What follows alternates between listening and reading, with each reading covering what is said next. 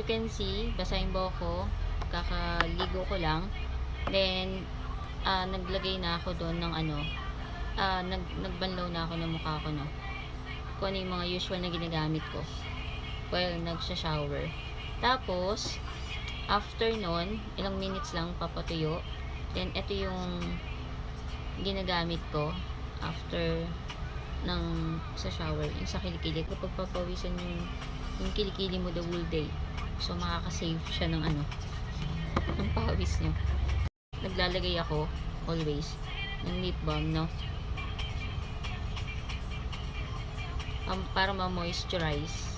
Next na gagawin natin is, naglalagay ako ng konting coconut oil sa mukha ko. So, sobrang konti lang to. Hindi ko alam kung nakikita niyo, pero sobrang konti lang yan. Ito siya. Usually, sa tissue ko na lang din nilalagay. Tapos yan, papahid-pahid lang ng konti. Konti lang talaga. As in.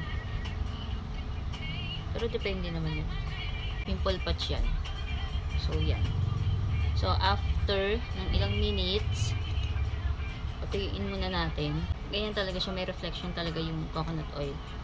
So, after nyan, naglalagay ako nito. Okay. Toner ito. Pero dito kasi ako yan.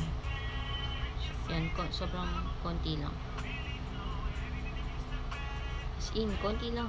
Kasi medyo maano naman siya. Nag-i-spread naman siya. Kahit sobrang konti nang nilagay mo. After ulit mo patuyo, nalagyan naman natin siya nito. Ito yung last. Yung Belo tinted sunscreen.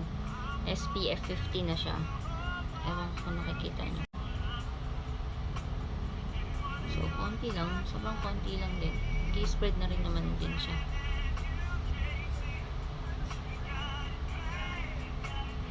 Yan.